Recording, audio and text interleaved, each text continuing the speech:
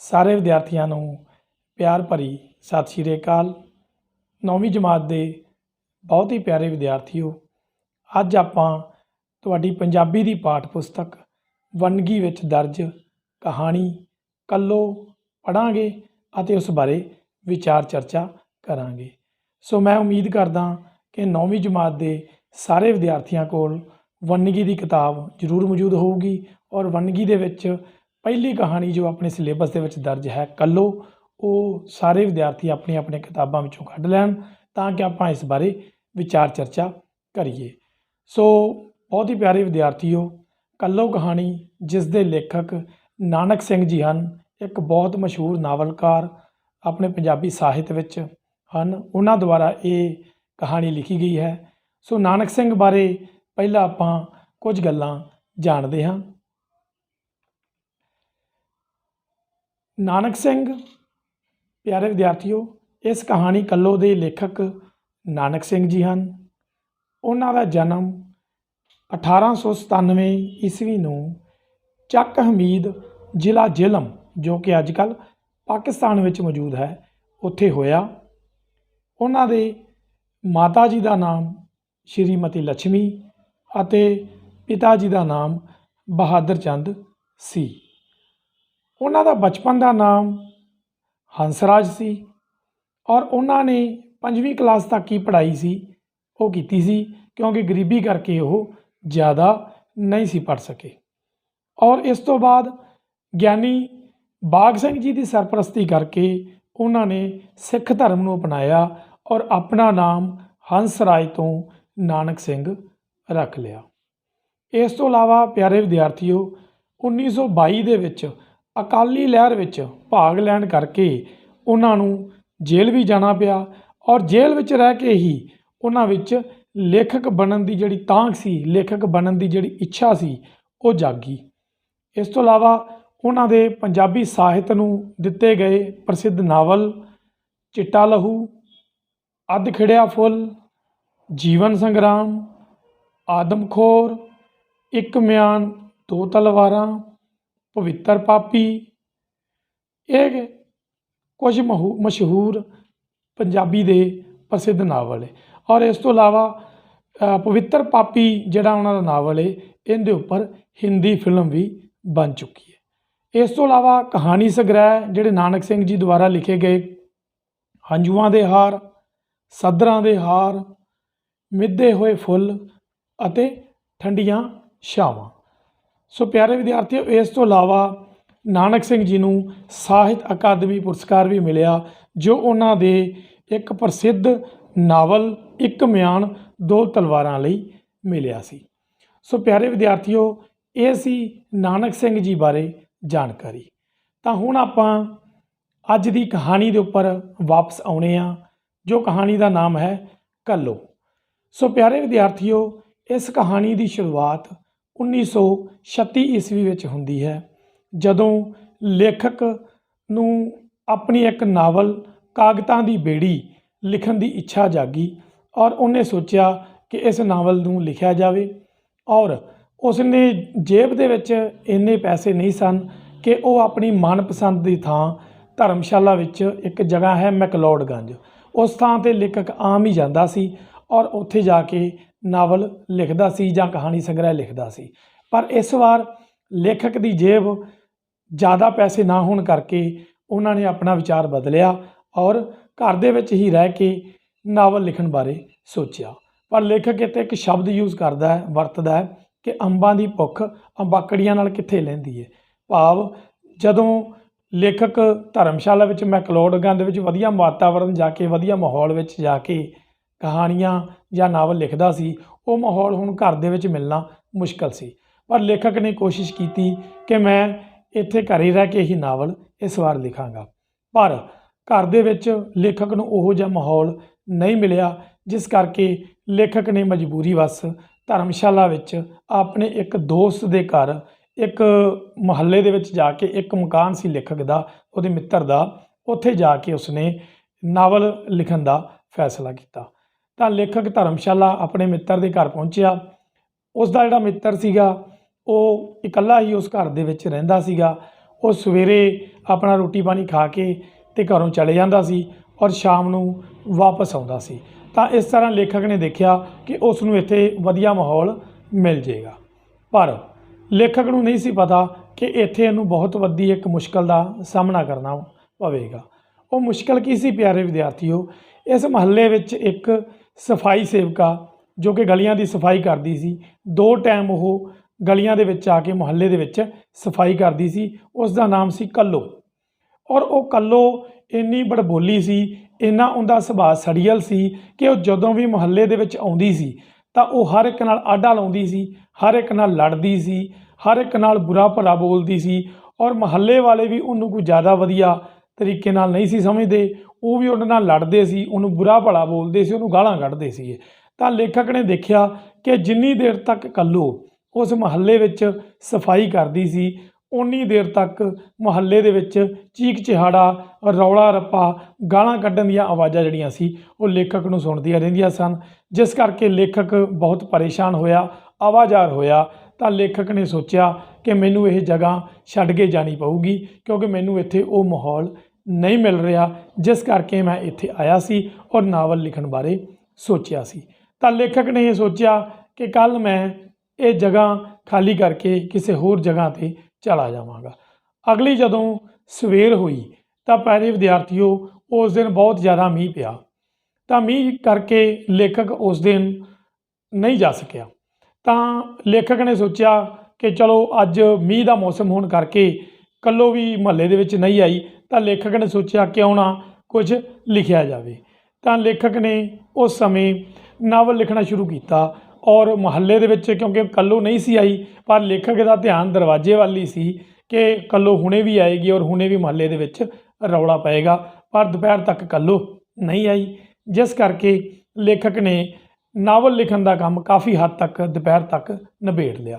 ਇਸ ਤੋਂ ਬਾਅਦ ਦੁਪਹਿਰੇ ਥੋੜ੍ਹੀ ਜਦੋਂ ਬੂੰਦਾਬਾਂਦੀ ਹੋ ਰਹੀ ਸੀ ਤਾਂ ਲੇਖਕ ਨੂੰ ਉਸ ਦਾ ਮਿੱਤਰ ਜੋ ਇੱਕ ਰਾਤ ਪਹਿਲਾਂ ਅੰਬ ਦੇ ਕੇ ਗਿਆ ਸੀ, ਅੰਬਾਂ ਦੀ ਟੋਕਰੀ ਦੇ ਕੇ ਗਿਆ ਸੀ, ਤਾਂ ਲੇਖਕ ਨੇ ਆਪਣੀ ਕੁਰਸੀ ਬਰਾਂਡੇ ਦੇ ਵਿੱਚ ਡਾਈ ਔਰ ਉਸਨੇ ਮੌਸਮ ਦਾ ਆਨੰਦ ਲੈਂਦਿਆਂ ਅੰਬ ਚੂਪਣ ਬਾਰੇ ਸੋਚਿਆ ਔਰ ਅੰਬ ਚੂਪਣੇ ਸ਼ੁਰੂ ਕਰ ਦਿੱਤੇ।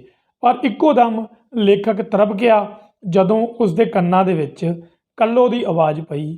ਜਦੋਂ ਕੱਲੋ ਨੇ ਆ ਕੇ ਲੇਖਕ ਨੂੰ ਕਿਹਾ ਕਿ ਸਰਦਾਰ ਜੀ, ਤੁਸੀਂ ਕਿਉਂ ਗੰਦ ਪਾ ਰਹੇ ਹੋ, ਤੁਸੀਂ ਕਿਉਂ ਗਿਟਕਾਂ ਔਰ ਛਿੱਲੜ ਖਿਲਾਰ ਰਹੇ ਹੋ? ਜੇ ਮੈਂ ਤੁਹਾਡੇ ਇੱਥੇ ਸਾਡੇ ਦਰੋਗਾ ਨੇ ਆ ਕੇ ਦੇਖ ਲਿਆ ਤਾਂ ਉਹ ਸਾਨੂੰ ਬੁਰਾ ਭਲਾ ਬੋਲੇਗਾ। ਤਾਂ ਲੇਖਕ ਨੇ ਇੱਕੋ ਦਮ ਦੇਖਿਆ ਕਿ ਹਾਂ, ਵਾਕਿਆ ਹੀ ਮੈਂ ਬੜੀ ਬੇਪਰਵਾਹੀ ਨਾਲ ਗਿਟਕਾਂ ਔਰ ਜਿਹੜੇ ਛਿਲਕੇ ਸੀਗੇ ਇੱਧਰ ਉੱਧਰ ਖਿਲਾਰ ਰਿਹਾ ਸੀ। ਤਾਂ ਲੇਖਕ ਨੇ ਉਸ ਨੂੰ ਕਿਹਾ, ਬਹਿਨ ਮਾफ़ ਕਰਨਾ, ਮੈਂ ਪਰਦੇਸੀ ਹਾਂ, ਪਤਾ ਨਹੀਂ ਲੱਗਾ। ਤਾਂ ਪਿਆਰੇ ਵਿਦਿਆਰਥੀਓ, ਲੇਖਕ ਨੇ ਇੱਥੇ ਸ਼ਬਦ ਵਰਤਿਆ ਸੀ ਬਹਿਨ। ਬਹਿਨ ਭਾਵ ਜਿਹਨੂੰ ਅਸੀਂ ਪੰਜਾਬੀ ਦੇ ਵਿੱਚ ਭੈਣ ਕਹਿੰਦੇ ਹਾਂ। ਤਾਂ ਪਿਆਰੇ ਵਿਦਿਆਰਥੀਓ, ਇਹ ਬਹਿਨ ਸ਼ਬਦ ਸੁਣ ਕੇ ਕੱਲੋ ਥੋੜ੍ਹੀ ਜਿਹੀ ਨਰਮ ਹੋ ਗਈ ਔਰ ਲੇਖਕ ਨੂੰ ਵੀ ਇੱਦਾਂ ਲੱਗਾ ਕਿ ਇਸ ਨਾਲ ਪਿਆਰ ਨਾਲ ਹੀ ਬੋਲਣਾ ਚੰਗਾ, ਕਿਤੇ ਇਹ ਰੌਲਾ ਪਾ ਕੇ ਸਾਰੇ ਮੁਹੱਲੇ ਸਾਹਮਣੇ ਮੇਰੇ ਨਾਲ ਲੜਨ ਨਾ ਲੱਗ ਪਵੇ। ਤਾਂ ਲੇਖਕ ਨੇ ਜਲਦੀ ਉਹ ਗਿਟਕਾਂ ਔਰ ਜੋ ਛਿਲਕੇ ਜੋ ਲੇਖਕ ਨੇ ਅੰਬ ਖਾਂਦਿਆਂ ਬੇਪਰਵਾਹੀ ਨਾਲ ਖਿਲਾਰੇ ਸਨ, ਤਾਂ ਉਸਨੇ ਉਹ ਚੁੱਕ ਕੇ ਇਕੱਠੇ ਕਰਨੇ ਸ਼ੁਰੂ ਕਰ ਦਿੱਤੇ। ਤਾਂ ਕੱਲੋ ਨੇ ਲੇਖਕ ਨੂੰ ਰੋਕਿਆ ਕਿ ਰੁਕੋ, ਮੈਂ ਸਫਾਈ ਕਰ ਦਿੰਦੀ ਹਾਂ। ਤਾਂ ਇਸ ਤਰ੍ਹਾਂ ਕੱਲੋ ਨੇ ਉਸ ਗਿਟਕਾਂ ਔਰ ਛਿਲਕਿਆਂ ਨੂੰ ਇਕੱਠਾ ਕੀਤਾ ਔਰ ਘਰ ਦੇ ਬਾਹਰ ਵੀ ਸਫਾਈ ਕੀਤੀ ਔਰ ਚਲੀ ਗਈ। ਤਾਂ ਇਸ ਤਰ੍ਹਾਂ ਲੇਖਕ ਨੇ ਸ਼ੁਕਰ ਕੀਤਾ ਕਿ ਕੱਲੋ ਅੱਜ ਘੱਟੋ ਘੱਟ ਮੇਰੇ ਨਾਲ ਲੜੀ ਤਾਂ ਨਹੀਂ। ਤਾਂ ਇਸ ਤਰ੍ਹਾਂ ਲੇਖਕ ਨੇ ਜਦੋਂ ਸੋਚਿਆ ਹੋਇਆ ਸੀ ਕਿ ਮੈਂ ਜਾਣਾ ਹੀ ਹੈ, ਤਾਂ ਅਗਲੇ ਦਿਨ ਵੀ ਉਸੇ ਤਰ੍ਹਾਂ ਹੀ ਮੀਂਹ ਪੈਂਦਾ ਰਿਹਾ ਔਰ ਲੇਖਕ ਨਾ ਜਾ ਸਕਿਆ। ਪਰ ਉਸ ਦਿਨ ਲੇਖਕ ਨੇ ਦੇਖਿਆ ਕਿ ਕੱਲੋ ਮੁਹੱਲੇ ਵਿੱਚ ਆਈ ਔਰ ਅੱਜ ਉਹ ਕਿਸੇ ਦੇ ਨਾਲ ਵੀ ਲੜੀ ਨਹੀਂ, ਉਹ ਆਰਾਮ ਨਾਲ ਆਈ ਔਰ ਲੇਖਕ ਦੇ ਘਰ ਦੇ ਅੱਗੋਂ ਉਹਨੇ ਸਭ ਤੋਂ ਪਹਿਲਾਂ ਆ ਕੇ ਸਫਾਈ ਕੀਤੀ। ਉਹਨੇ ਨਾਲੀ ਦੀ ਸਫਾਈ ਵੀ ਕੀਤੀ ਔਰ ਲੇਖਕ ਦੇ ਉਸ ਦਿਨ ਥੋੜ੍ਹੀ ਬਾਰਿਸ਼ ਹੋ ਰਹੀ ਸੀ ਔਰ ਸਫਾਈ ਕਰਨ ਤੋਂ ਬਾਅਦ ਉਹ ਲੇਖਕ ਦੇ ਦਰਵਾਜ਼ੇ ਦੇ ਬਾਹਰ ਹੀ ਖੜ੍ਹੀ ਹੋ ਗਈ। ਤਾਂ ਲੇਖਕ ਨੇ ਦੇਖਿਆ ਕਿ ਉਹ ਭਿੱਜ ਰਹੀ ਸੀ ਅਤੇ ਨਾਲ ਹੀ ਲੇਖਕ ਨੇ ਮਹਿਸੂਸ ਕੀਤਾ ਕਿ ਸ਼ਾਇਦ ਉਹ ਇਸ ਕਰਕੇ ਇੱਥੇ ਖੜ੍ਹੀ ਹੈ ਕਿਉਂਕਿ ਉਹ ਕੱਲ੍ਹ ਜੋ ਉਹਨੇ ਕੰਮ ਕੀਤਾ ਸੀ ਉਸ ਬਦਲੇ ਉਹ ਮਜ਼ਦੂਰੀ ਚਾਹੁੰਦੀ ਹੈ। ਤਾਂ ਲੇਖਕ ਨੇ ਆਪਣੀ ਜੇਬ ਦੇ ਵਿੱਚੋਂ ਇੱਕ ਆਨਾ ਕੱਢਿਆ ਔਰ ਉਹਦੇ ਵੱਲ ਸੁੱਟਿਆ। ਤਾਂ ਉਹ ਕੱਲੋਂ ਨੇ ਸਿਰਫ ਇੱਕ ਝਾਤ ਹੀ ਉਸ ਇੱਕ ਆਨੇ ਉੱਪਰ ਮਾਰੀ ਔਰ ਉਸਨੇ ਪੈਸਾ ਨਹੀਂ ਚੁੱਕਿਆ, ਉਹ ਆਨਾ ਨਹੀਂ ਚੁੱਕਿਆ। ਤਾਂ ਲੇਖਕ ਨੂੰ ਇੱਦਾਂ ਜਾਪਿਆ ਕਿ ਸ਼ਾਇਦ ਕੱਲੋ ਲਾਲਚੀ ਹੈ। ਤਾਂ ਉਸਨੇ ਸੋਚਿਆ ਕਿ ਆਪਣੇ ਆਪ ਮਨ ਦੇ ਵਿੱਚ ਸੋਚਿਆ ਕਿ ਇਹ ਕੱਲ੍ਹ ਦੇ ਕੰਮ ਦੇ ਬਦਲੇ ਸ਼ਾਇਦ ਹੋਰ ਪਾਸੇ ਭਾਲਦੀ ਏ, ਪਰ ਸ਼ਾਇਦ ਕੱਲ੍ਹ ਇੰਨਾ ਕੰਮ ਨਹੀਂ ਸੀਗਾ ਕਿ ਜਿਸ ਦੇ ਬਦਲੇ ਇਹਨੂੰ ਇੱਕ ਆਨੇ ਤੋਂ ਜ਼ਿਆਦਾ ਪੈਸੇ ਦਿੱਤੇ ਜਾਣ। ਫਿਰ ਵੀ ਉਹਨੇ ਆਪਣੇ ਉੱਪਰਲੇ ਮਨੋਂ ਇੱਕ ਆਨਾ ਜੇਬ ਦੇ ਵਿੱਚੋਂ ਹੋਰ ਕੱਢਿਆ ਔਰ ਉਸ ਵੱਲ ਸੁੱਟਿਆ। ਤਾਂ ਉਸਨੇ ਫਿਰ ਕੱਲੋਂ ਨੇ ਉਸ ਇੱਕ ਆਨੇ ਵੱਲ ਦੇਖਿਆ, ਪਰ ਉਹਨੇ ਉਹਨੂੰ ਚੁੱਕਿਆ ਨਹੀਂ।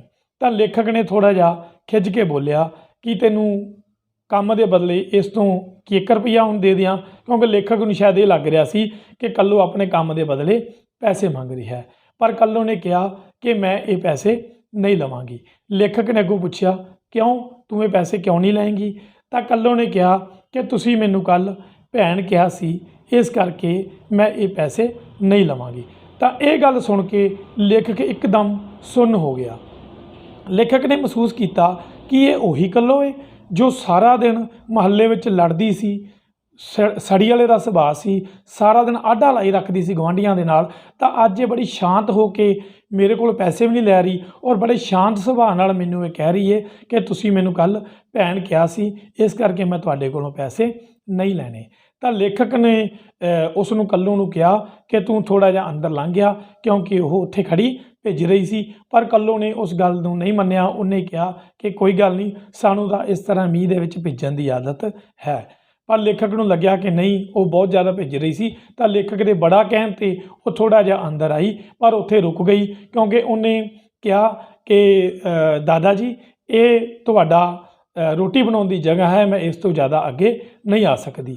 ਤਾਂ ਜਦੋਂ ਉਹਨੇ ਦਾਦਾ ਸ਼ਬਦ ਕਿਹਾ ਤਾਂ ਲੇਖਕ ਨੂੰ ਬੜਾ ਅਜੀਬ ਜਿਹਾ ਲੱਗਿਆ ਕਿ ਮੈਂ ਇੱਕ 40 ਸਾਲ ਦਾ ਬੰਦਾ ਕੀ ਇੱਕ ਦਾਦਾ ਦੀ ਉਮਰ ਦਾ ਹੋ ਸਕਦਾ, ਕੀ ਇਹ ਮੇਰੀ ਪੋਤਰੀ ਦੀ ਉਮਰ ਦੀ ਹੋ ਸਕਦੀ ਹੈ? ਤਾਂ ਲੇਖਕ ਨੂੰ ਉਹਦੀ ਗੱਲ ਇਹ ਹਜਮ ਨਹੀਂ ਹੋਈ। ਪਰ ਉਹਦੇ ਜ਼ਿਆਦਾ ਕਹਿਣ 'ਤੇ ਲੇਖਕ ਨੇ ਕਿਹਾ ਵੀ ਕੋਈ ਗੱਲ ਨਹੀਂ, ਤੂੰ ਥੋੜ੍ਹਾ ਜਿਹਾ ਅੱਗੇ ਆ ਜਾ, ਇਹ ਤੇਰੇ ਦਾਦਾ ਦੀ ਹੀ ਜਗ੍ਹਾ ਹੈ ਖਾਣਾ ਬਣਾਉਣ ਦੀ। ਤਾਂ ਜਦੋਂ ਥੋੜ੍ਹਾ ਜਿਹਾ ਅੱਗੇ ਆਈ ਤਾਂ ਉਹਦੇ ਨਾਲ ਗੱਲਾਂ ਕਰਦਿਆਂ ਲੇਖਕ ਨੂੰ ਮਹਿਸੂਸ ਹੋਇਆ ਕਿ ਇਹ ਬੰਗਾਲਣ ਹੈ ਔਰ ਇਹ ਬੰਗਾਲ ਦੀ ਰਹਿਣ ਵਾਲੀ ਹੈ, ਕਿਉਂਕਿ ਲੇਖਕ ਨੂੰ ਬੰਗਾਲੀ ਭਾਸ਼ਾ ਥੋੜ੍ਹੀ ਥੋੜ੍ਹੀ ਸਮਝ ਆਉਂਦੀ ਸੀ। ਤਾਂ ਲੇਖਕ ਨੇ ਫਿਰ ਇਹ ਸਮਝਿਆ ਕਿ ਇਹ ਦਾਦਾ ਮੈਨੂੰ ਕਿਉਂ ਕਹਿੰਦੀ ਹੈ, ਕਿਉਂਕਿ ਬੰਗਾਲੀ ਭਾਸ਼ਾ ਦੇ ਵਿੱਚ ਵੱਡੇ ਭਰਾ ਨੂੰ ਦਾਦਾ ਸ਼ਬਦ ਕਿਹਾ ਜਾਂਦਾ ਹੈ। ਤਾਂ ਲੇਖਕ ਉਸ ਸਮੇਂ ਨਾਵਲ ਲਿਖ ਰਿਹਾ ਸੀ ਔਰ ਉਹਦੇ ਕੁਝ ਕਾਗਜ਼ ਸੀਗੇ, ਉਹ 1-2 ਕਾਗਜ਼ ਦੇਖੇ ਕੱਲੋਂ ਨੇ। ਤਾਂ ਕੱਲੋਂ ਨੇ ਕਿਹਾ ਕਿ ਤੁਸੀਂ ਕੀ ਕੰਮ ਕਰਦੇ ਹੋ? ਤਾਂ ਲੇਖਕ ਨੇ ਉਸ ਨੂੰ ਕਿਹਾ ਕਿ ਮੈਂ ਲੇਖਕ ਹਾਂ ਅਤੇ ਲਿਖਦਾ ਹਾਂ, ਅਤੇ ਕਿਤਾਬਾਂ ਲਿਖਦਾ ਹਾਂ। ਤਾਂ ਕੱਲੋਂ ਨੇ ਉਸ ਨੂੰ ਕਿਹਾ ਕਿ ਕਿਤਾਬਾਂ ਇਸ ਤਰ੍ਹਾਂ ਦੀਆਂ ਤਾਂ ਨਹੀਂ ਹੁੰਦੀਆਂ, ਉਹ ਤਾਂ ਬੜੀਆਂ ਸਾਫ਼-ਸਾਫ਼ ਹੁੰਦੀਆਂ। ਤਾਂ ਲੇਖਕ ਨੇ ਕਿਹਾ, ਹਾਂ, ਇਹ ਵੀ ਸਾਫ਼-ਸਾਫ਼ ਕਿਤਾਬਾਂ ਬਣਨਗੀਆਂ, ਜਦੋਂ ਛਪ ਜਾਣਗੀਆਂ ਉਸ ਤੋਂ ਬਾਅਦ ਇਹ ਵੀ ਕਿਤਾਬਾਂ ਬਣ ਜਾਣਗੀਆਂ। ਤਾਂ ਇਸ ਤਰ੍ਹਾਂ ਉਸਨੇ ਲੇਖਕ ਨੇ ਔਰ ਕੱਲੋ ਦੀਆਂ ਕਾਫੀ ਆਪਸ ਦੇ ਵਿੱਚ ਗੱਲਾਂ ਹੋਈਆਂ। ਤਾਂ ਕੱਲੋ ਕਾਫੀ ਲੇਖਕ ਦੇ ਨਾਲ ਘੁਲ ਮਿਲ ਗਈ ਔਰ ਕੱਲੋ ਨੇ ਲੇਖਕ ਨੂੰ ਪੁੱਛਿਆ ਕਿ ਤੁਸੀਂ ਕਿੱਥੋਂ ਦੇ ਰਹਿਣ ਵਾਲੇ ਹੋ? ਤਾਂ ਲੇਖਕ ਨੇ ਉਸ ਨੂੰ ਦੱਸਿਆ ਕਿ ਮੈਂ ਅੰਮ੍ਰਿਤਸਰ ਦਾ ਰਹਿਣ ਵਾਲਾ ਹਾਂ। ਕੱਲੋ ਨੇ ਪੁੱਛਿਆ ਕਿ ਤੁਹਾਡੇ ਪਰਿਵਾਰ ਦੇ ਵਿੱਚ ਕੌਣ-ਕੌਣ ਹੈ? ਤਾਂ ਲੇਖਕ ਨੇ ਦੱਸਿਆ ਕਿ ਅੰਮ੍ਰਿਤਸਰ ਦੇ ਵਿੱਚ ਮੇਰੇ ਪਰਿਵਾਰ ਦੇ ਵਿੱਚ ਮੇਰੀ ਪਤਨੀ ਔਰ ਮੇਰੇ 3 ਲੜਕੇ ਹਨ। ਤਾਂ ਕੱਲੋ ਨੇ ਫਿਰ ਉਸ ਨੂੰ ਕਿਹਾ ਕਿ ਤੁਸੀਂ ਐਡੀ ਦੂਰ ਧਰਮਸ਼ਾਲਾ ਕਿਉਂ ਆਏ ਹੋ? ਤਾਂ ਲੇਖਕ ਨੇ ਕਿਹਾ ਕਿ ਆਇਆ ਤਾਂ ਮੈਂ ਨਾਵਲ ਲਿਖਣ ਸੀਗਾ, ਇੱਥੇ ਸ਼ਾਂਤੀ ਦੀ ਭਾਲ ਦੇ ਵਿੱਚ, ਕਿ ਇੱਥੇ ਸ਼ਾਂਤੀ ਹੋਏਗੀ, ਵਾਤਾਵਰਨ ਬਿਲਕੁਲ ਸ਼ਾਂਤ ਹੋਏਗਾ, ਤਾਂ ਇਸ ਆਰਾਮ ਨਾਲ ਮੈਂ ਬੈਠ ਕੇ ਇੱਥੇ ਜਿਹੜਾ ਨਾਵਲ ਹੈ ਉਹ ਲਿਖ ਸਕਾਂਗਾ। ਪਰ ਹੁਣ ਮੈਂ ਇੱਥੋਂ ਵਾਪਸ ਜਾਣ ਬਾਰੇ ਸੋਚ ਰਿਹਾ ਹਾਂ, ਕਿਉਂਕਿ ਮੈਨੂੰ ਇੱਥੇ ਜੋ ਸ਼ਾਂਤੀ ਸੀ, ਜੋ ਵਾਤਾਵਰਨ, ਸ਼ਾਂਤ ਵਾਤਾਵਰਨ ਮੈਨੂੰ ਚਾਹੀਦਾ ਸੀ, ਉਹ ਮੈਨੂੰ ਇੱਥੇ ਨਹੀਂ ਮਿਲਿਆ ਅਤੇ ਹੁਣ ਮੈਂ ਇੱਥੋਂ ਜਾਣ ਬਾਰੇ ਸੋਚ ਰਿਹਾ ਹਾਂ। ਤਾਂ ਕੱਲੋ ਨੇ ਹੋਰ 1-2 ਗੱਲਾਂ ਕੀਤੀਆਂ ਔਰ ਉਹ ਉੱਥੇ ਜ਼ਿਆਦਾ ਸਮਾਂ ਨਹੀਂ ਰੁਕੀ, ਕਿਉਂਕਿ ਸ਼ਾਇਦ ਉਸਨੇ ਮੁਹੱਲੇ ਦੇ ਵਿੱਚ ਜਾ ਕੇ ਹੋਰ ਘਰਾਂ ਦੇ ਵਿੱਚ ਵੀ ਸਫਾਈ ਕਰਨੀ ਸੀ। ਤਾਂ ਕੱਲੋ ਚਲੀ ਗਈ ਔਰ ਉਸ ਦਿਨ ਤੋਂ ਲੈ ਕੇ ਲੇਖਕ ਨੇ ਮਹਿਸੂਸ ਕੀਤਾ ਕਿ ਜਦੋਂ ਵੀ ਕੱਲੋ ਮੁਹੱਲੇ ਦੇ ਵਿੱਚ ਆਉਂਦੀ ਸੀ ਤਾਂ ਕਦੇ ਵੀ ਮੁਹੱਲੇ ਦੇ ਵਿੱਚ ਉਹ ਲੜਦੀ ਨਹੀਂ ਸੀ ਕਿਸੇ ਨਾਲ ਉੱਚੀ ਨਹੀਂ ਸੀ ਬੋਲਦੀ, ਕਿਸੇ ਨਾਲ ਆਢਾ ਨਹੀਂ ਸੀ ਲਾਉਂਦੀ ਔਰ ਉਹਦੇ ਸੁਭਾਅ ਦੇ ਵਿੱਚ ਵੀ ਬਹੁਤ ਜ਼ਿਆਦਾ ਬਦਲਾਅ ਆ ਚੁੱਕਿਆ ਸੀ। ਉਹ ਮੁਹੱਲੇ ਦੇ ਵਿੱਚ ਸਫਾਈ ਕਰਦੀ ਔਰ ਸਫਾਈ ਕਰਨ ਤੋਂ ਬਾਅਦ ਉਹ ਲੇਖਕ ਦੇ ਕੋਲ ਆਉਂਦੀ, ਉਸ ਨਾਲ 2-4 ਗੱਲਾਂ ਬਾਤਾਂ ਕਰਦੀ ਔਰ ਉਹਨਾਂ ਦਾ ਬੜਾ ਵਧੀਆ ਇੱਕ ਭੈਣ ਭਰਾ ਵਾਲਾ ਜਿਹੜਾ ਪਿਆਰ ਸੀਗਾ ਉਹ ਬਣ ਗਿਆ ਸੀਗਾ। ਤਾਂ इस तरह कल्लो कई बार ਤਾਂ ਉਹਨੇ ਮੁਹੱਲੇ ਦੇ ਵਿੱਚ ਜਿਹੜੇ ਬੱਚੇ ਹੁੰਦੇ ਸੀ ਰੌਲਾ ਪਾਉਂਦੇ ਖੇਡਦੇ ਉਹਨਾਂ ਨੂੰ ਵੀ ਰੋਕਦੀ ਸੀ ਕਿ ਤੁਸੀਂ ਰੌਲਾ ਨਾ ਪਾਓ ਕਿ ਉੱਥੇ ਦਾਦਾ ਜੀ ਲੇਖਕ ਹਨ, ਉਹਨਾਂ ਨੇ ਲਿਖਣਾ ਹੁੰਦਾ, ਉਹਨਾਂ ਨੂੰ ਅਸੀਂ ਪਰੇਸ਼ਾਨ ਨਹੀਂ ਕਰਨਾ। ਤਾਂ ਲੇਖਕ ਨੇ ਮਹਿਸੂਸ ਕੀਤਾ ਕਿ ਇਹ ਉਹੀ ਕੱਲੋ ਸੀ ਜੋ ਸੜੀਅਲ ਸੀ, ਪਰ ਅੱਜ ਇਹ ਮੋਮ ਬਣ ਚੁੱਕੀ ਸੀ ਕਿਉਂਕਿ ਸ਼ਾਇਦ ਇਸ ਨੂੰ ਪਿਆਰ ਦੀ ਲੋੜ ਸੀ ਜੋ ਇਹਨੂੰ ਕਿਤੋਂ ਵੀ ਨਹੀਂ ਸੀ ਮਿਲਦਾ। ਪਰ ਜਿਵੇਂ ਲੇਖਕ ਨੇ ਉਸ ਨੂੰ ਪਿਆਰ ਨਾਲ ਭੈਣ ਕਿਹਾ ਤਾਂ ਉਹਨੇ ਵੀ ਅੱਗੋਂ ਉਹਨੂੰ ਪਿਆਰ ਦੀ ਭਾਵਨਾ ਪ੍ਰਗਟ ਕੀਤੀ ਔਰ ਸ਼ਾਂਤ ਹੋ ਗਈ। ਔਰ ਇਸ ਦੇ ਉਲਟ ਜਦੋਂ ਮੁਹੱਲੇ ਦੇ ਵਿੱਚ ਉਹਨੂੰ ਲੋਕ ਲੜਦੇ ਸੀ, ਉਸ ਨਾਲ ਉਹਨੂੰ ਬੁਰਾ ਭਲਾ ਬੋਲਦੇ ਸੀ, ਤਾਂ ਉਹ ਵੀ ਅੱਗੋਂ ਉਹਨੂੰ ਬੁਰਾ ਭਲਾ ਹੀ ਬੋਲਦੀ ਸੀ ਔਰ ਉਹਦੇ ਮੱਥੇ 'ਤੇ ਵੱਟ ਪਾ ਕੇ ਹਮੇਸ਼ਾ ਰੱਖਦੀ ਸੀ। ਤਾਂ ਇਸ ਤਰ੍ਹਾਂ ਪਿਆਰੇ ਵਿਦਿਆਰਥੀਓ ਤਕਰੀਬਨ 1 ਮਹੀਨੇ ਦਾ ਸਮਾਂ ਲੰਘ ਗਿਆ। ਲੇਖਕ ਨੇ ਆਪਣੇ ਬੜੇ ਵਧੀਆ ਤਰੀਕੇ ਨਾਲ ਆਪਣਾ ਨਾਵਲ ਪੂਰਾ ਕੀਤਾ ਔਰ ਜਦੋਂ ਲੇਖਕ ਦਾ ਵਾਪਸ ਆਉਣ ਦਾ ਸਮਾਂ ਹੋਇਆ ਤਾਂ ਉਸ ਤੋਂ 1 ਦਿਨ ਪਹਿਲਾਂ ਜਦੋਂ ਕੱਲੋ ਉੱਥੇ ਉਸ ਦੇ ਘਰ ਆਈ ਤਾਂ ਲੇਖਕ ਨੇ ਉਸ ਨੂੰ ਦੱਸਿਆ ਕਿ ਮੈਂ ਕੱਲ੍ਹ ਵਾਪਸ ਜਾ ਰਿਹਾ ਹਾਂ। ਤਾਂ ਕੱਲੋ ਨੇ ਉਹਨਾਂ ਨੂੰ ਕਿਹਾ, ਕਿਉਂ ਦਾਦਾ, ਤੁਸੀਂ ਕਿਉਂ ਵਾਪਸ ਜਾ ਰਹੇ ਹੋ? ਉਸਨੇ ਇਸ ਤਰੀਕੇ ਪੁੱਛਿਆ ਜਿਵੇਂ ਅਸੀਂ ਆਪਣੇ ਕਿਸੇ ਖਾਸ ਰਿਸ਼ਤੇਦਾਰ ਨੂੰ ਪੁੱਛਦੇ ਹਾਂ ਕਿ ਤੂੰ ਇੰਨੀ ਜਲਦੀ ਕਿਉਂ ਵਾਪਸ ਜਾਣਾ ਹੈ, ਕਿਉਂਕਿ ਉਸਦਾ ਪ੍ਰੇਮ ਪਿਆਰ ਭੈਣ ਭਰਾ ਵਾਲਾ ਇੰਨਾ ਵਧੀਆ ਬਣ ਚੁੱਕਿਆ ਸੀ ਕਿ ਕੱਲੋ ਨੂੰ ਬੜਾ ਅਜੀਬ ਲੱਗਿਆ ਕਿ ਕਿਉਂ ਇਹ ਦਾਦਾ ਜੀ ਜਾ ਰਹੇ ਹਨ, ਕਿਉਂ ਇਹ ਮੇਰੇ ਭਰਾ ਇੱਥੋਂ ਜਾ ਰਹੇ ਹਨ। ਪਰ ਲੇਖਕ ਨੇ ਕਿਹਾ ਨਹੀਂ, ਕਿ ਮੈਨੂੰ ਤਕਰੀਬਨ 1 ਮਹੀਨੇ ਦਾ ਸਮਾਂ ਹੋ ਚੁੱਕਿਆ ਅਤੇ ਮੇਰਾ ਨਾਵਲ ਵੀ ਪੂਰਾ ਹੋ ਚੁੱਕਿਆ, ਹੁਣ ਮੈਨੂੰ ਵਾਪਸ ਜਾਣਾ ਪਵੇਗਾ। ਤਾਂ ਇੰਨੀ ਗੱਲ ਸੁਣ ਕੇ ਕੱਲੋ ਵਾਪਸ ਚਲੀ ਗਈ ਔਰ ਅਗਲੇ ਦਿਨ ਜਦੋਂ ਲੇਖਕ ਦਾ ਆਉਣ ਦਾ ਸਮਾਂ ਹੋਇਆ ਤਾਂ ਲੇਖਕ ਨੇ ਉਸ ਦੇ ਮਿੱਤਰ ਸੀਗੇ ਜਿਹੜੇ ਉਹ ਉਹਨਾਂ ਨੂੰ ਆ ਕੇ ਆਖਰੀ ਵਾਰੀ ਸਲਾਮ ਬੁਲਾ ਕੇ ਗਏ ਔਰ ਉਹ ਚਲੇ ਗਏ। ਲੇਖਕ ਨੇ ਆਪਣਾ ਸਮਾਨ ਬੰਨ੍ਹਿਆ ਔਰ ਉਹਨਾਂ ਧਿਆਨ ਗਲੀ ਵਿੱਚ ਹੀ ਸੀ ਕਿ ਸ਼ਾਇਦ ਕੱਲੋ ਹੁਣੇ ਆਏਗੀ ਔਰ ਮੈਨੂੰ ਮਿਲ ਕੇ ਜਾਏਗੀ, ਪਰ ਕੱਲੋ ਨਹੀਂ ਆਈ। ਲੇਖਕ ਨੇ ਕੁੱਲੀ ਨੂੰ ਬੁਲਾਇਆ ਔਰ ਉਹ ਆਪਣਾ ਸਮਾਨ ਬੱਸ ਅੱਡੇ ਦੇ ਉੱਪਰ ਪਹੁੰਚਾਇਆ। ਲੇਖਕ ਨੇ ਉੱਥੋਂ ਬੱਸ ਦੇ ਵਿੱਚ ਬੈਠੇ ਔਰ ਬੱਸ ਸਟਾਰਟ ਹੋਈ। ਲੇਖਕ ਦਾ ਧਿਆਨ ਹਜੇ ਵੀ ਸੜਕ ਵੱਲ ਹੀ ਸੀ ਕਿ ਸ਼ਾਇਦ ਹੁਣੇ ਵੀ ਕੱਲੋ ਆਵੇ, ਹੁਣੇ ਵੀ ਕੱਲੋ ਵਾਪਸ ਆ ਜਾਵੇ, ਪਰ ਕੱਲੋ ਉਨੀ ਦੇਰ ਤੱਕ ਵਾਪਸ ਨਹੀਂ ਸੀ ਆਈ। ਅਜੇ ਇਹਨਾਂ ਨੂੰ ਬੱਸ ਸਟਾਰਟ ਹੋਈ, ਬਿਲਕੁਲ ਚੱਲਣ ਹੀ ਵਾਲੀ ਸੀ ਕਿ ਲੇਖਕ ਨੇ ਦੇਖਿਆ ਕਿ ਕੱਲੋ ਸਿਰ ਦੇ ਉੱਪਰ ਇੱਕ ਟੋਕਰੀ ਚੁੱਕ ਕੇ ਬੜੀ ਹਫੀ ਹੋਈ, ਉਹਨੂੰ ਸਾਹ ਚੜ੍ਹਿਆ ਹੋਇਆ ਸੀ, ਉਹ ਬੜੀ ਜਲਦਬਾਜ਼ੀ ਦੇ ਵਿੱਚ ਬੱਸ ਦੇ ਵੱਲ ਆ ਰਹੀ ਸੀ। ਲੇਖਕ ਨੇ ਉਸੇ ਟਾਈਮ ਡਰਾਈਵਰ ਨੂੰ ਰੋਕਿਆ ਔਰ ਬੱਸ ਤੋਂ ਥੱਲੇ ਉਤਰ ਕੇ ਜਲਦੀ ਕੱਲੋ ਦੇ ਸਿਰ ਤੋਂ ਉਹ ਟੋਕਰੀ ਉਤਾਰੀ ਅਤੇ ਕੱਲੋ ਨੇ ਉਹਨਾਂ ਨੂੰ ਕਿਹਾ ਕਿ ਮੈਂ ਮਾਫੀ ਚਾਹੁੰਦੀ ਹਾਂ, ਮੈਨੂੰ ਦੇਰ ਹੋ ਗਈ, ਮੈਂ ਤੁਹਾਡੇ ਲਈ ਇਹ ਅੰਬਾਂ ਦੀ ਟੋਕਰੀ ਲੈ ਕੇ ਆਈ ਹਾਂ, ਇਹ ਮੇਰੀ ਭਰਜਾਈ ਨੂੰ ਤੁਸੀਂ ਦੇਣਾ, ਕੀ ਤੁਸੀਂ ਇਹ ਟੋਕਰੀ ਲੈ ਲਓਗੇ? ਮੈਂ ਇਹਨਾਂ ਨੂੰ ਬਿਲਕੁਲ ਵੀ ਹੱਥ ਕਿਸੇ ਵੀ ਅੰਬ ਨੂੰ ਨਹੀਂ ਲਾਇਆ। ਤਾਂ ਲੇਖਕ ਨੇ ਕਿਹਾ ਹਾਂ, ਮੈਂ ਇਹ ਜ਼ਰੂਰ ਲਵਾਂਗਾ ਔਰ ਜੇ ਤੂੰ ਇਹ ਅੰਬਾਂ ਦੀ ਟੋਕਰੀ ਅੱਜ ਨਾ ਲੈ ਕੇ ਆਉਂਦੀ ਤਾਂ ਮੈਂ ਤੇਰੇ ਨਾਲ ਨਾਰਾਜ਼ ਹੋ ਜਾਣਾ ਸੀ। ਤਾਂ ਲੇਖਕ ਨੇ ਅੰਬਾਂ ਦੀ ਟੋਕਰੀ ਕੱਲੋ ਕੋਲੋਂ ਲਈ ਔਰ ਉਸ ਸਮੇਂ ਲੇਖਕ ਬੱਸ ਵਿੱਚ ਜਾ ਕੇ ਬੈਠਾ। ਆਖਰੀ ਵਾਰ ਉਹਨੇ ਕੱਲੋ ਨੂੰ ਸਲਾਮ ਬੁਲਾਈ ਔਰ ਕਿਹਾ ਕਿ ਸ਼ਾਇਦ ਅਗਲੇ ਸਾਲ ਆਪਾਂ ਦੁਬਾਰਾ ਫਿਰ ਮਿਲੀਏ।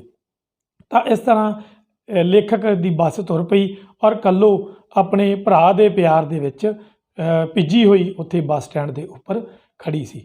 ਤਾਂ ਇਸ ਤਰ੍ਹਾਂ ਪਿਆਰੇ ਵਿਦਿਆਰਥੀਓ, ਇਹ ਸੀ ਆਪਣੀ ਅੱਜ ਦੀ ਕਹਾਣੀ ਕੱਲੋ। ਤਾਂ ਇੱਥੋਂ ਪਿਆਰੇ ਵਿਦਿਆਰਥੀਓ ਆਪਾਂ ਨੂੰ ਸਿੱਖਣ ਨੂੰ ਕੀ ਮਿਲਦਾ? ਤਾਂ ਦੇਖੋ, ਸਿੱਖਣ ਨੂੰ ਆਪਾਂ ਨੂੰ ਇਹ ਮਿਲਦਾ ਪਿਆਰੇ ਵਿਦਿਆਰਥੀਓ ਕਿ ਜਿਸ ਤਰ੍ਹਾਂ ਅਸੀਂ ਆਪਣੇ ਆਸ-ਪਾਸ ਦੇ ਲੋਕਾਂ ਨੂੰ ਜਿਹੋ ਜਿਹਾ ਅਸੀਂ ਵਿਹਾਰ ਕਰਾਂਗੇ ਉਸੇ ਤਰ੍ਹਾਂ ਦਾ ਹੀ ਉਹ ਸਾਡੇ ਨਾਲ ਵਿਹਾਰ ਕਰਦੇ ਨੇ। ਜਿਵੇਂ ਆਪਾਂ ਦੇਖਦੇ ਹਾਂ ਕਿ ਕੱਲੋ ਨੇ ਜੋ ਮੁਹੱਲੇ ਦੇ ਵਿੱਚ ਆਉਂਦੀ ਸੀ ਤਾਂ ਲੋਕ ਉਸ ਨਾਲ ਲੜਦੇ ਸੀ ਤਾਂ ਕੱਲੋ ਵੀ ਉਸ ਨਾਲ ਲੜਦੀ ਸੀ। ਜੇ ਕੱਲੋ ਉਹਨਾਂ ਨਾਲ ਲੜਦੀ ਸੀ ਤਾਂ ਅੱਗੋਂ ਮੁਹੱਲੇ ਵਾਲੇ ਵੀ ਉਸ ਨਾਲ ਲੜਦੇ ਸੀ। ਪਰ ਇਸ ਦੇ ਉਲਟ ਜਦੋਂ ਲੇਖਕ ਦੇ ਘਰ ਕੱਲੋ ਆਈ ਤਾਂ ਲੇਖਕ ਨੇ ਉਸ ਨੂੰ ਬੜੇ ਪਿਆਰ ਨਾਲ ਭੈਣ ਕਿਹਾ ਤਾਂ ਉਹਨੇ ਵੀ ਅੱਗੋਂ ਬੜੇ ਪਿਆਰ ਨਾਲ ਉਸ ਨਾਲ ਵਿਹਾਰ ਕੀਤਾ ਔਰ ਇੰਨਾ ਉਹਦੇ ਵਿਹਾਰ ਦੇ ਵਿੱਚ ਬਦਲਾਅ ਆਇਆ, ਸੁਭਾਅ ਦੇ ਵਿੱਚ ਬਦਲਾਅ ਆਇਆ ਕਿ ਉਸ ਤੋਂ ਬਾਅਦ ਉਹ ਕਦੇ ਵੀ ਕਿਸੇ ਨਾਲ ਨਹੀਂ ਲੜੀ ਔਰ ਲੇਖਕ ਨੇ ਮਹਿਸੂਸ ਕੀਤਾ ਕਿ ਇਹਨੂੰ ਪਿਆਰ ਦੀ ਲੋੜ ਸੀ। ਇਸ ਤਰ੍ਹਾਂ ਪਿਆਰੇ ਵਿਦਿਆਰਥੀਓ, ਸਾਨੂੰ ਆਪਣੇ ਆਸ-ਪਾਸ ਦੇ ਮਨੁੱਖਾਂ ਦੇ ਨਾਲ, ਆਸ-ਪਾਸ ਦੀ ਇਸ ਸੰਸਾਰ ਦੇ ਵਿੱਚ ਰਹਿੰਦਿਆਂ ਸਭ ਨਾਲ ਵਧੀਆ ਵਿਹਾਰ ਰੱਖਣਾ ਚਾਹੀਦਾ। ਜਿਹੋ ਜਿਹਾ ਵਿਹਾਰ ਅਸੀਂ ਆਸ-ਪਾਸ ਦੇ ਲੋਕਾਂ ਨਾਲ ਕਰਾਂਗੇ ਉਸੇ ਤਰ੍ਹਾਂ ਦਾ ਹੀ ਉਹ ਸਾਡੇ ਨਾਲ ਵਿਹਾਰ ਜਿਹੜਾ ਉਹ ਕਰਨਗੇ। ਠੀਕ ਹੈ ਜੀ। ਤਾਂ ਇਹ ਸੀ ਪਿਆਰੇ ਵਿਦਿਆਰਥੀਓ ਅੱਜ ਆਪਣੀ ਕਹਾਣੀ ਕੱਲੋ। ਮੈਂ ਉਮੀਦ ਕਰਦਾ ਸਾਰੇ ਵਿਦਿਆਰਥੀਆਂ ਨੂੰ ਬਹੁਤ ਵਧੀਆ ਤਰੀਕੇ ਨਾਲ ਇਹ ਕਹਾਣੀ ਸਮਝ ਆ ਗਈ ਹੋਵੇਗੀ। ਤਾਂ ਪਿਆਰੇ ਵਿਦਿਆਰਥੀਓ, ਹੁਣ ਆਪਾਂ ਇਹਦੀ ਅਭਿਆਸ ਬਾਰੇ ਗੱਲ ਕਰਾਂਗੇ। ਇੱਕ ਇਹਦੀ ਸਾਰੇ ਵਿਦਿਆਰਥੀ ਇਸ ਕਿਤਾਬ ਦੇ ਅਭਿਆਸ ਦੇ ਉੱਪਰ ਆ ਜਾਣ। ਔਰ ਸਭ ਤੋਂ ਪਹਿਲਾਂ ਆਪਾਂ ਇਹਦੇ ਔਖੇ ਸ਼ਬਦਾਂ ਦੇ ਅਰਥ ਕੁਝ ਤੁਹਾਡੀ ਕਿਤਾਬ ਦੇ ਪਿੱਛੇ ਦਿੱਤੇ ਹੋਏ ਆ, ਉਹ ਆਪਾਂ ਕਰਾਂਗੇ। ਸਾਰੇ ਵਿਦਿਆਰਥੀ ਇਸ ਕਹਾਣੀ ਦੇ ਅਖੀਰ 'ਤੇ ਜੋ ਅਭਿਆਸ ਦਿੱਤੀ ਹੈ ਉਹ ਪੰਨਾ ਕੱਢ ਲੈਣ ਔਰ ਉੱਥੇ ਔਖੇ ਸ਼ਬਦਾਂ ਦੇ ਅਰਥ ਆਪਾਂ ਹੁਣ ਕਰਾਂਗੇ। ਸਭ ਤੋਂ ਪਹਿਲਾਂ ਆਪਣੇ ਔਖੇ ਸ਼ਬਦਾਂ ਦੇ ਅਰਥ ਹੈ ਗੋਤਿਆਂ ਵਿੱਚ। ਗੋਤਿਆਂ ਵਿੱਚ ਭਾਵ ਸੋਚਾਂ ਵਿੱਚ। ਇਹ ਤੋਂ ਅਗਲਾ ਹੈ ਸਵਾ ਲੱਖ, ਇੱਕ ਜਾਂ ਇਕੱਲਾ। ਇਹ ਤੋਂ ਅੱਗੇ ਹੈ ਦਿੱਕਤ। ਦਿੱਕਤ ਤੋਂ ਭਾਵ ਹੁੰਦਾ ਹੈ ਔਕੜ। ਇਹ ਤੋਂ ਅੱਗੇ ਹੈ ਆਡਾ। ਆਡਾ ਤੋਂ ਭਾਵ ਹੁੰਦਾ ਹੈ ਝਗੜਾ ਕਰਨਾ। ਬੱਦੋਗਿਰੀ, ਕੋਈ ਵੀ ਮਜਬੂਰੀ ਨਾਲ ਕੰਮ ਕਰਨਾ ਹੋਵੇ ਜਦੋਂ। ਉਸ ਤੋਂ ਬਾਅਦ ਅਣੀ ਭਾਵ ਤਿੱਖੀ ਨੋਕ ਵਾਲੀ ਕੋਈ ਚੀਜ਼ ਹੋਵੇ ਜਿਹੜੀ। ਨੌਲਿਆ ਭਾਵ ਗਾਲਾਂ ਦੇਣਾ। ਟੰਗਾਰ ਭਾਵ ਨਖਰਾ। ਕੂਚੀ, ਕੂਚੀ ਤੋਂ ਭਾਵ ਹੁੰਦਾ ਝਾੜੂ, ਜਿਹਦੇ ਪਿੱਛੇ ਇੱਕ ਡੰਡਾ ਬੰਨ੍ਹਿਆ ਹੁੰਦਾ। ਕਈ ਵਾਰ ਤੁਸੀਂ ਦੇਖਿਆ ਹੋਊਗਾ ਗਲੀਆਂ ਦੇ ਵਿੱਚ ਸਫਾਈ ਕਰਨ ਲਈ ਆਮ ਤੌਰ 'ਤੇ ਇੱਦਾਂ ਦੇ ਝਾੜੂ ਵਰਤੇ ਜਾਂਦੇ ਆ। ਮਨਹੂਸ ਤੋਂ ਭਾਵ ਨੈਸ਼ ਜਾਂ ਭੈੜੀ। ਆਵਾਜ਼ਾਰ, ਆਵਾਜ਼ਾਰ ਤੋਂ ਭਾਵ ਹੁੰਦਾ ਕਿ ਦੁਖੀ ਹੋਇਆ ਜਾਂ ਅੱਕਿਆ ਹੋਇਆ। ਇਸ ਤੋਂ ਅੱਗੇ ਹੁੰਦਾ ਸ਼ਬਦ ਹੈ ਕਲੈਣੀ। ਕਲੈਣੀ ਤੋਂ ਭਾਵ ਹੁੰਦਾ ਝਗੜਾ ਕਰਨ ਵਾਲੀ ਜਾਂ ਝਗੜਾਲੂ। ਮਹੀਨ ਮਹੀਨ, ਮਹੀਨ ਮਹੀਨ ਤੋਂ ਭਾਵ ਹੁੰਦਾ ਬਰੀਕ ਬਰੀਕ ਨਿੱਕੀ ਨਿੱਕੀ ਚੀਜ਼ ਹੋਵੇ ਕੋਈ। ਇਸ ਤੋਂ ਅੱਗੇ ਹੈ ਪਿਆਰੇ ਵਿਦਿਆਰਥੀਓ ਕੁਰਖਤ। ਕੁਰਖਤ ਤੋਂ ਭਾਵ ਹੁੰਦਾ ਰੁੱਖਾ। ਇਹ ਤੋਂ ਅੱਗੇ ਹੈ ਤਮਾਮ। ਤਮਾਮ ਭਾਵ ਸਾਰਾ। ਇਹ ਤੋਂ ਅੱਗੇ ਹੈ ਸ਼ਬਦ ਦਰੋਗਾ। ਦਰੋਗਾ ਤੋਂ ਭਾਵ ਹੁੰਦਾ ਪਿਆਰੇ ਵਿਦਿਆਰਥੀਓ ਕਿ ਜੋ ਗਲੀ ਬਾਜ਼ਾਰ ਦੀਆਂ ਸਫਾਈ ਕਰਨ ਵਾਲੇ ਹੁੰਦੇ ਆ, ਉਹਨਾਂ ਦੀ ਨਿਗਰਾਨੀ ਕਰਨ ਲਈ ਜਿਹੜਾ ਅਫਸਰ ਹੁੰਦਾ ਹੈ ਉਸ ਨੂੰ ਦਰੋਗਾ ਕਿਹਾ ਜਾਂਦਾ ਹੈ।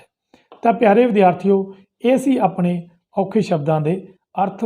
ਮੈਂ ਉਮੀਦ ਕਰਦਾ ਕਿ ਜਦੋਂ ਕਿਤਾਬ ਦੇ ਵਿੱਚੋਂ ਤੁਸੀਂ ਇਹ ਸਾਰੀ ਕਹਾਣੀ ਨੂੰ ਪੜ੍ਹੋਗੇ ਤਾਂ ਇਹਨਾਂ ਔਖੇ ਸ਼ਬਦਾਂ ਦੇ ਅਰਥਾਂ ਨੂੰ ਵੀ ਤੁਸੀਂ ਚੰਗੀ ਤਰ੍ਹਾਂ ਸਮਝ ਕੇ ਕਹਾਣੀ ਨੂੰ ਪੜ੍ਹੋਗੇ ਔਰ ਵਧੀਆ ਤਰੀਕੇ ਨਾਲ ਤੁਹਾਨੂੰ ਕਹਾਣੀ ਜਿਹੜੀ ਹੈ ਉਹ ਸਮਝ ਆ ਜਾਏਗੀ।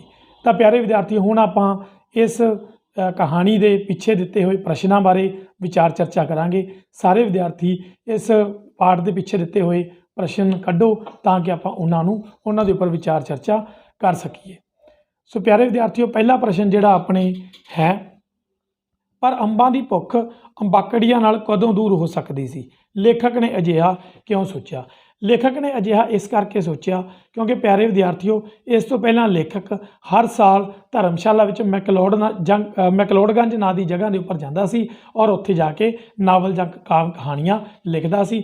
ਪਰ ਇਸ ਵਾਰ ਲੇਖਕ ਦੇ ਕੋਲ ਪੈਸਿਆਂ ਦੀ ਗੁੰਜਾਇਸ਼ ਨਾ ਹੋਣ ਕਰਕੇ, ਪੈਸੇ ਘੱਟ ਹੋਣ ਕਰਕੇ ਉਹ ਨਹੀਂ ਜਾ ਸਕਿਆ ਔਰ ਉਹਨੇ ਘਰੇ ਹੀ ਨਾਵਲ ਲਿਖਣ ਦਾ ਫੈਸਲਾ ਕੀਤਾ। ਪਰ ਘਰੇ ਵੀ ਨਾਵਲ ਲਿਖਦਿਆਂ ਉਸਨੂੰ ਉਹ ਮਾਹੌਲ ਨਹੀਂ ਮਿਲ ਸਕਿਆ ਸੀ ਜੋ ਉਸਨੂੰ ਮੈਕਲੋਡਗੰਜ ਦੇ ਵਾਤਾਵਰਣ ਦੇ ਵਿੱਚ, ਉੱਥੋਂ ਦੇ ਮਾਹੌਲ ਦੇ ਵਿੱਚ ਮਿਲਦਾ ਸੀ। ਅਗਲਾ ਪ੍ਰਸ਼ਨ ਹੈ ਪਿਆਰੇ ਵਿਦਿਆਰਥੀਓ, ਲੇਖਕ ਨੂੰ ਆਪਣਾ ਨਾਵਲ ਲਿਖਣ ਸਮੇਂ ਕਿਹੜੀਆਂ ਔਕੜਾਂ ਦਾ ਸਾਹਮਣਾ ਕਰਨਾ ਪਿਆ?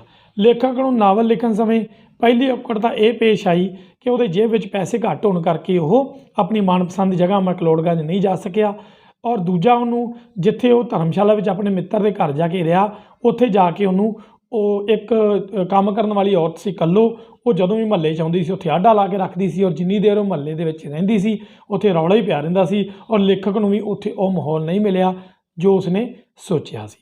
ਅਗਲਾ ਪ੍ਰਸ਼ਨ ਹੈ ਪਿਆਰੇ ਵਿਦਿਆਰਥੀਓ, ਬੜੀ ਭੂਲ ਹੋਈ ਬਹਿਨ ਮਾफ़ ਕਰਨਾ ਪਰਦੇਸੀ ਨੂੰ ਖਿਆਲ ਨਹੀਂ ਰਿਹਾ। ਲੇਖਕ ਦੇ ਇਹਨਾਂ ਸ਼ਬਦਾਂ ਦਾ ਕੱਲੋ ਦੇ ਵਿਹਾਰ ਉੱਤੇ ਕੀ ਪ੍ਰਭਾਵ ਜਾਂ ਕੀ ਅਸਰ ਪਿਆ?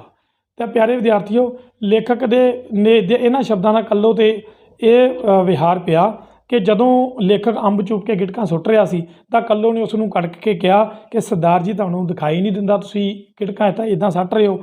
ਤਾਂ ਲੇਖਕ ਨੇ ਉਹਨਾਂ ਨੂੰ ਬੜੇ ਪਿਆਰ ਨਾਲ ਅੱਗੋਂ ਕਿਹਾ ਕਿ ਮਾफ़ ਕਰਨਾ ਬਹਿਨ, ਬਹਿਨ ਭਾਵ ਭੈਣ, ਕਿ ਮੈਨੂੰ ਪਤਾ ਨਹੀਂ ਲੱਗਾ ਕਿ ਮੈਂ ਅਣਜਾਣਪੁਣੇ ਵਿੱਚ ਅਣਗਹਿਲੀ ਨਾਲ ਇੱਥੇ ਜਿਹੜੀਆਂ ਗਿਟਕਾਂ ਸੁੱਟੀਆਂ। ਤਾਂ ਪਰ ਜਦੋਂ ਉਹਨੇ ਬਹਿਨ ਸ਼ਬਦ ਕਿਹਾ ਤਾਂ ਲੇਖਕ ਨੇ ਉਹਨੂੰ ਕਿਹਾ ਕਿ ਮੈਂ ਇਹ ਆਪਣੇ ਆਪ ਚੁੱਕ ਦਿੰਦਾ, ਪਰ ਉਹਨੇ ਉਹਨੂੰ ਰੋਕਿਆ ਅਤੇ ਉਹ ਆਪ ਹੀ ਕੱਲੋ ਉਸਦੇ ਜਿਹੜੇ ਸੁੱਟਿਆ ਹੋਇਆ ਸੀਗੇ ਗਿਟਕਾਂ ਜਾਂ ਛਿਲਕੇ ਸੀਗੇ ਉਹਨਾਂ ਨੂੰ ਆਪ ਹੀ ਚੁੱਕ ਕੇ ਉਹਨੂੰ ਸੁੱਟ ਦਿੱਤਾ। ਤਾਂ ਲੇਖਕ ਨੇ ਦੇਖਿਆ ਕਿ ਉਹਦੇ ਰਵੱਈਏ ਦੇ ਵਿੱਚ ਹੁਣ ਅੱਗੇ ਨਾਲੋਂ ਥੋੜ੍ਹਾ ਜਿਹਾ ਸੁਧਾਰ ਹੋ ਗਿਆ ਸੀ। ਤਾਂ ਅੱਗੇ ਪ੍ਰਸ਼ਨ ਹੈ ਪਿਆਰੇ ਵਿਦਿਆਰਥੀਓ, ਲੇਖਕ ਦੇ ਸੰਪਰਕ ਵਿੱਚ ਆਉਣ ਤੋਂ ਪਹਿਲਾਂ ਕੱਲੋ ਦਾ ਸੁਭਾਅ ਕਿਹੋ ਜਿਹਾ ਸੀ? ਤਾਂ ਲੇਖਕ ਦੇ ਸੰਪਰਕ ਵਿੱਚ ਆਉਣ ਤੋਂ ਪਹਿਲਾਂ ਕੱਲੋ ਮੁਹੱਲੇ ਵਿੱਚ ਦੋ ਟਾਈਮ ਆਉਂਦੀ ਸੀ ਅਤੇ ਹਰ ਸਮੇਂ ਉਹ ਆਡਾ ਲਾਈ ਰੱਖਦੀ ਸੀ, ਮੁਹੱਲੇ ਦੀਆਂ ਔਰਤਾਂ ਦੇ ਨਾਲ ਲੜਦੀ ਸੀ, ਔਰਤਾਂ ਵੀ ਉਸ ਨਾਲ ਲੜਦੀਆਂ ਸੀ, ਬੋਲਦੀਆਂ ਸੀ, ਝਗੜਦੀਆਂ ਸੀ ਔਰ ਹਰ ਸਮੇਂ ਉਹ ਜਿੰਨੀ ਦੇਰ ਤੱਕ ਮੁਹੱਲੇ ਦੇ ਵਿੱਚ ਰਹਿੰਦੀ ਸੀ ਉਹ ਲੜਦੀ ਰਹਿੰਦੀ ਸੀ ਔਰ ਕੋਈ ਵੀ ਉਹਨੂੰ ਪਸੰਦ ਨਹੀਂ ਸੀ ਕਰਦਾ। ਅਗਲਾ ਪ੍ਰਸ਼ਨ ਹੈ ਪਿਆਰੇ ਵਿਦਿਆਰਥੀਓ, ਲੇਖਕ ਨੂੰ ਕੱਲੋ ਲਾਲਚੀ ਕਿਉਂ ਜਾਪੀ? ਤਾਂ ਲੇਖਕ ਨੇ ਜਦੋਂ ਉਸਦੇ ਘਰ ਦੇ ਬਾਹਰ ਉਹ ਖੜੀ ਸੀਗੀ ਤਾਂ ਲੇਖਕ ਨੂੰ ਲੱਗਾ ਕਿ ਸ਼ਾਇਦ ਇਹ ਮੇਰੇ ਕੋਲ ਪੈਸੇ ਮੰਗਦੀ ਕੱਲ੍ਹ ਦੇ ਕੀਤੇ ਕੰਮ ਦੇ। ਤਾਂ ਲੇਖਕ ਨੇ ਉਸ ਦੇ ਵੱਲ ਇੱਕ ਆਨਾ ਸੁੱਟਿਆ, ਪਰ ਉਹਨੇ ਆਨਾ ਚੁੱਕਿਆ ਨਹੀਂ ਅਤੇ ਲੇਖਕ ਨੂੰ ਲੱਗਿਆ ਕਿ ਇਹ ਬਹੁਤ ਲਾਲਚੀ ਹੈ, ਸ਼ਾਇਦ ਹੋਰ ਪੈਸੇ ਇਹ ਮੰਗਦੀ ਪਈ ਹੈ। ਤਾਂ ਲੇਖਕ ਨੇ ਉਸ ਵੱਲ ਇੱਕ ਆਨਾ ਹੋਰ ਸੁੱਟਿਆ, ਪਰ ਉਹਨੇ ਉਹ ਵੀ ਨਹੀਂ ਚੁੱਕਿਆ। ਤਾਂ ਹੁਣ ਲੇਖਕ ਨੂੰ ਪੱਕਾ ਯਕੀਨ ਹੋ ਗਿਆ ਕਿ ਜਿਹੜੀ ਕੱਲੋ ਹੈ ਇਹ ਬਹੁਤ ਲਾਲਚਨ ਹੈ। ਤਾਂ ਲੇਖਕ ਨੇ ਖਿੱਚ ਕੇ ਉਹਨੂੰ ਕਿਹਾ ਵੀ ਤੈਨੂੰ ਲੱਗਦਾ ਵੀ ਤੁਹਾਨੂੰ ਇੰਨੇ ਕੁ ਕੀਤੇ ਕੰਮ ਦਾ ਹੁਣ ਮੈਂ ਰੁਪਈਆ ਦੇਵਾਂ? ਤਾਂ ਇਹ ਤੋਂ ਅਗਲਾ ਪ੍ਰਸ਼ਨ ਹੈ ਪਿਆਰੇ ਵਿਦਿਆਰਥੀਓ, ਲੇਖਕ ਨਾਲ ਗੱਲ ਕਰਦੀ ਕੱਲੋ ਚੁੱਪ ਕਿਉਂ ਹੋ ਗਈ? ਤਾਂ ਲੇਖਕ ਨਾਲ ਗੱਲ ਕਰਦੀ ਕੱਲੋ ਚੁੱਪ ਇਸ ਕਰਕੇ ਹੋ ਗਈ ਕਿਉਂਕਿ ਉਸਨੇ ਮੁਹੱਲੇ ਵਿੱਚ ਬਹੁਤ ਸਾਰਾ ਰਹਿੰਦਾ ਕੰਮ ਅਜੇ ਕਰਨਾ ਸੀ ਔਰ ਇਸ ਕਰਕੇ ਉਹ ਲੇਖਕ ਨਾਲ ਗੱਲ ਬੰਦ ਕਰਨੀ ਕਰਕੇ ਝਾੜੂ ਚੁੱਕ ਕੇ ਆਪਣਾ ਛਾਬਾ ਲੈ ਕੇ ਕੰਮ ਕਰਨ ਲਈ ਚਲੀ ਗਈ। ਆਖਰੀ ਪ੍ਰਸ਼ਨ ਹੈ ਪਿਆਰੇ ਵਿਦਿਆਰਥੀਓ, ਕੱਲੋ ਨੇ ਲੇਖਕ ਨੂੰ ਕਿਹੜੀ ਸੌਗਾਤ ਭੇਟ ਕੀਤੀ ਅਤੇ ਕਿਉਂ? ਤਾਂ ਕੱਲੋ ਨੇ ਲੇਖਕ ਨੂੰ ਅੰਬਾਂ ਦੀ ਟੋਕਰੀ ਸੌਗਾਤ ਵਜੋਂ ਭੇਟ ਕੀਤੀ। ਇਹ ਅੰਬ ਲੇਖਕ ਨੂੰ ਉਸ ਦੀ ਪਤਨੀ ਲਈ ਭੇਜਣੇ ਚਾਹੁੰਦੀ ਸੀ। ਠੀਕ ਹੈ ਜੀ। ਤਾਂ ਪਿਆਰੇ ਵਿਦਿਆਰਥੀਓ, ਇਹ ਸੀ ਆਪਣੀ ਅੱਜ ਦੀ ਕਹਾਣੀ ਕੱਲੋ। ਆਪਾਂ ਇਹਦੇ ਅਭਿਆਸ ਦੇ ਪ੍ਰਸ਼ਨ ਵੀ ਕੀਤੇ ਆ। ਤਾਂ ਮੈਂ ਉਮੀਦ ਕਰਦਾ ਕਿ ਸਾਰੇ ਵਿਦਿਆਰਥੀਆਂ ਨੂੰ ਇਹ ਕਹਾਣੀ ਬਹੁਤ ਵਧੀਆ ਤਰੀਕੇ ਨਾਲ ਸਮਝ ਆ ਗਈ ਹੋਵੇਗੀ ਔਰ ਇਹ ਜਿਹੜੇ ਪ੍ਰਸ਼ਨ ਨੇ ਤੁਸੀਂ ਸਾਰੇ ਵਿਦਿਆਰਥੀਆਂ ਨੇ ਆਪਣੀ ਪੱਕੀ ਕਾਪੀ ਉੱਪਰ ਲਿਖਣੇ ਆ ਔਰ ਮੈਂ ਉਮੀਦ ਕਰਦਾ ਕਿ ਸਾਰੇ ਵਿਦਿਆਰਥੀ ਇਸ ਕਹਾਣੀ ਦੇ ਵਿੱਚੋਂ ਜਿਹੜਾ ਵੀ ਪ੍ਰਸ਼ਨ ਤੁਹਾਡੇ ਪੇਪਰ ਦੇ ਵਿੱਚ ਆਏਗਾ ਉਸ ਦੇ ਵਿੱਚੋਂ ਵਧੀਆ ਨੰਬਰ ਤੁਸੀਂ ਲਓਗੇ। ਸੋ ਅੱਜ ਦੇ ਲਈ ਇੰਨਾ ਹੀ। ਸਾਰੇ ਵਿਦਿਆਰਥੀਆਂ ਦਾ ਬਹੁਤ ਬਹੁਤ ਧੰਨਵਾਦ। ਸਤਿ ਸ਼੍ਰੀ ਅਕਾਲ।